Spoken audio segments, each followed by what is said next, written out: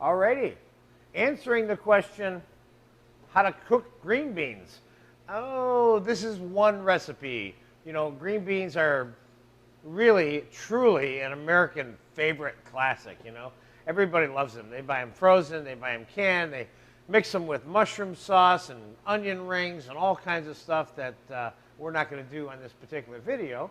But what we will do is I will show you how to blanch fresh green beans in boiling water and shock them in ice water, and a very nice simple recipe that you can make to serve them.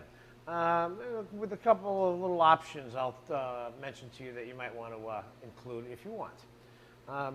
Our basic recipe here today calls for a blanched green bean to be heated up with a little bit of onion, a little bit of tomato, with butter, salt, and pepper, and some fresh thyme or dried thyme.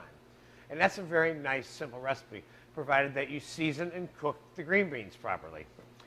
Like I always say, sometimes the most difficult food to cook is the food that seems to be the easiest to prepare. That sounds a little backwards, but in this particular case, since we're not going to smother the green beans in a whole bunch of stuff per se, how well they're cooked and how well they're seasoned is probably the two most important things that will stand out about the preparation of this dish. I'm going to begin by putting some clipped green beans. And by the way, if you want to use yellow wax beans in the place of this, you can. And it'll work fine. But this recipe is specifically for green beans, of course. So I have some clipped green beans with both ends were clipped so that there's no little stray frayed pieces or dried pieces, which have a tendency to be on the ends of the beans. So I have boiling water here, which I'm going to put a little bit of salt in. Now we've got salted boiling water. So this is a classic how to blanch vegetables. Now you normally blanch them in the boiling water until there's a level of doneness that you're satisfied with for the final outcome of the preparation of the dish. Because we're just going to be reheating it a little bit after we blanch it and shock it in the ice water. So you should be cooking it to the point at which you're satisfied that it's cooked. Don't count on cooking it a whole bunch more in the second stage of this process, okay? So in goes the beans into the boiling salted water. And while they're cooking, we'll get the balance of this dish working here in a saute pan. So we're going to put a little bit of butter in this saute pan here. This recipe calls for whole unsalted butter. This is whole unsalted butter. It's just melted already. But you can just throw a half a stick of butter in here if you want to. And we're going to take a little bit of onion. And pan down on this here, please, Richard. And we're going to slice this thin. And then I'm going to slice it across one more time, just so the pieces aren't too big. You don't want the size of the green beans dwarfed by the size of the onion, of course, okay? So we'll put the onion in the saute pan. And for that amount of beans, I think we can use, we don't need any more onion for that amount of beans. Now I have some fresh thyme, and I'm glad I had an opportunity to show you some fresh thyme today because we use dried thyme in a lot of the recipes in this course. But fresh thyme is very important to understand. It, of course, is one of the more time-consuming fresh herbs to clean, unlike dill or basil, which tends to be easier. Because all you're looking for is to take these little flowers, if you will, or these little baby leaves off of the stems of the thyme leaf, or the thyme branch, I should say. Now you can throw the thyme in whole, or you can chop it a little bit. In most cases, chopping it a little bit would be preferred. You get a little bit more release of the robust flavor of the thyme because it's chopped.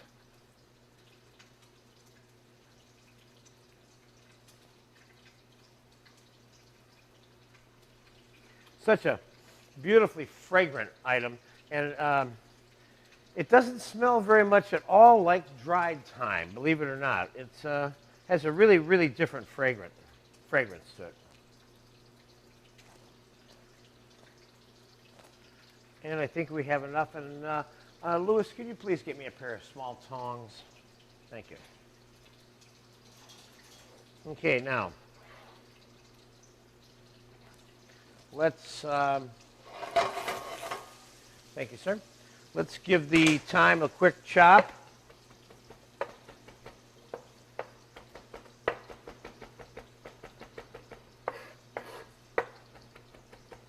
And let's add the thyme to the onion. And by the way, the combination of sauteed onion with thyme, whether it be dried or fresh, is probably the, how can I best say this without putting my foot in my mouth? It's probably the most common combination of any vegetable with any herb that I can think of, or that I've ever encountered in cooking. Thyme and onions, when they're sauteed together, just have this really nice combination flavor to them. And it's something you should kind of keep in your repertoire for times when you're cooking onions for things. Okay, I'm going to put a little bit of salt and pepper on the onions. And these onions are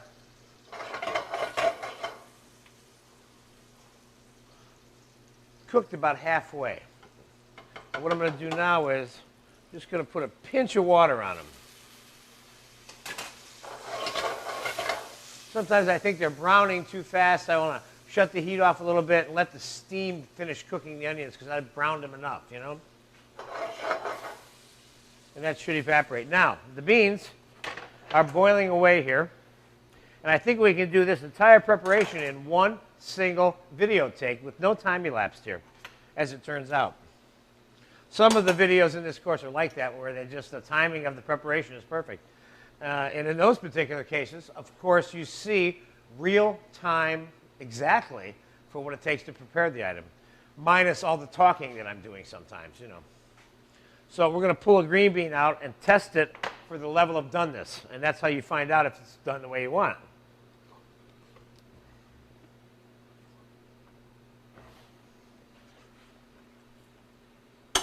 This green bean is tender enough to eat right now, and I'm going to take it off. And what I'm going to do is I'm going to drain the boiling green bean pot into a strainer. Then I'm going to take the beans, and I have a little dish of ice water here, and we'll dump the beans in the ice water.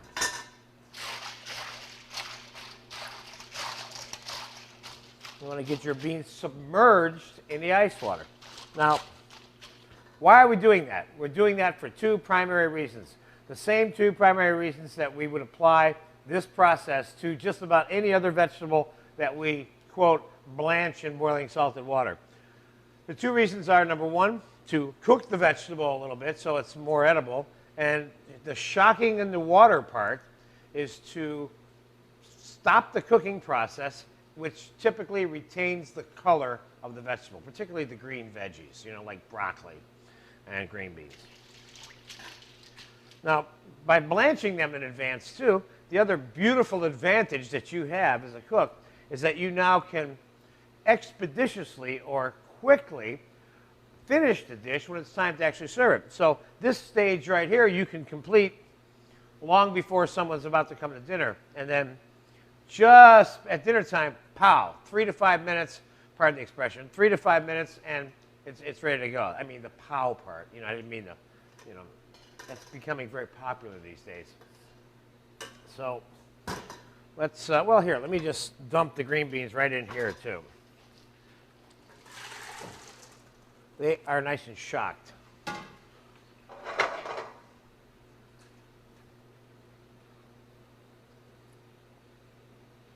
Nice, very nice. Okay, let's get them back out of the ice. We don't want any more ice in here than we need.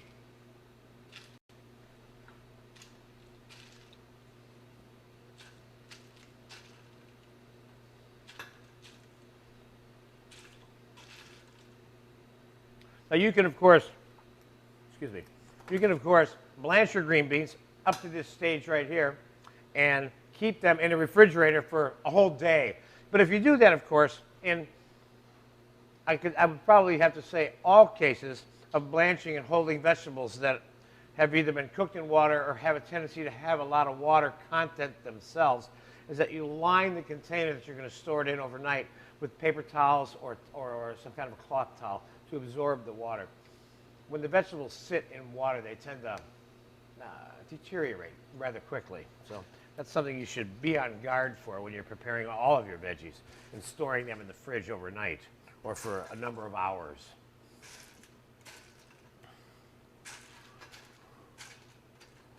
Okay, I think we got enough beans there. Now, quickly, we will, I guess we'll need a little serving dinner plate, Luis, to put the finished green beans on. Now I've got the onions that have been slightly cooked in the butter. Let's take a peek at those. Richard, if you can pan down on that. That's cooked a little bit. Now you can mince them, dice them, slice them, chop them, do whatever you want to the onions. It's not that big of a deal either way. And then we'll take put the green beans right in there to heat up.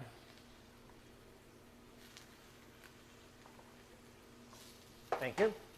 One of my favorite things to do with this particular combination, green beans, onions, a little bit of tomatoes, to add bacon fat and bacon, which I'm not going to do in this particular video, but I would certainly advise you to try it if you'd like to, you know. It's extremely good. So we're going to add a little bit of salt and pepper to the green beans.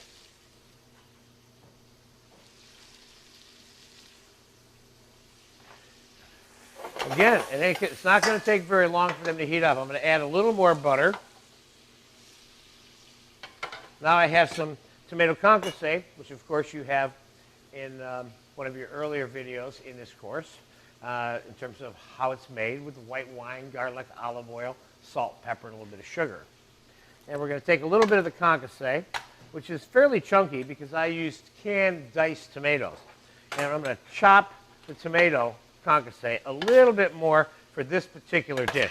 You don't want big chunks of tomato on top of the green beans. This is a small condiment, flavoring agent, if you will, you're adding to the green beans. It's not part of the green bean dish in terms of eating tomatoes.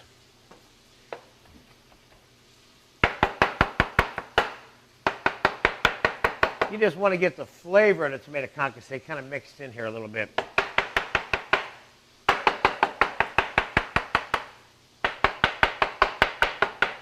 Now, this tomato concasse is so good, some people would disagree. They'd say, give me big chunks of tomato concasse on my green beans, but I don't think you need that. Okay, I'm going to put a little bit of tomato in here, right in the saute pan.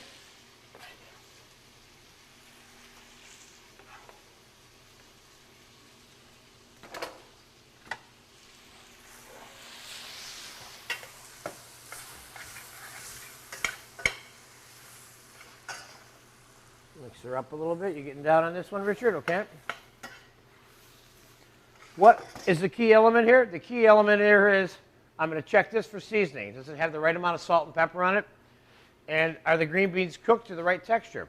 Now, no one wants a tough green bean. And then on the other hand, no one probably wants an overcooked green bean. But the real question is, what does overcooked green bean mean? What does that mean?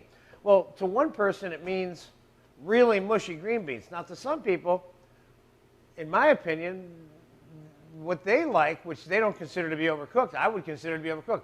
So this is a subjective question in terms of the level of doneness that you're looking for here. Some people really like their green beans cooked more, and some people like them a little bit crunchy. So that's kind of like your decision. I recommend something right in the middle between the two, okay? So I'm going to give this a taste for now.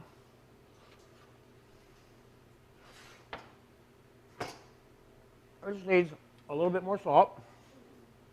And I'm going to do something else that is not in the particular recipe that I have for you that's in this DVD. Let me add a little pinch of chopped garlic to this mixture, which is another option. I told you I'd tell you a couple of options that you can flavor the green beans with. Garlic and tomato concasse would be those two.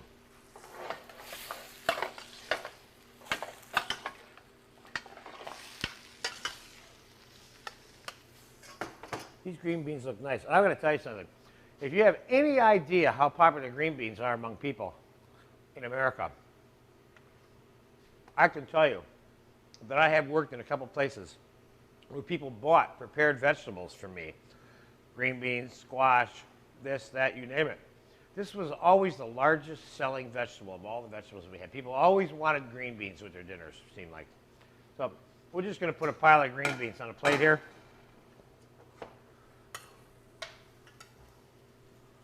You coming down on this one, Richard? There we go.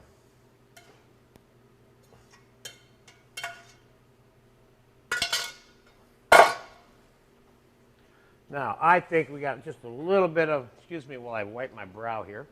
I think we have just a little bit too much butter on the plate. And you just sponge it off. Remember this trick by using paper towels or a towel. If you put something on a plate that's got what you think a little bit of grease on it, just sponge it right off the plate.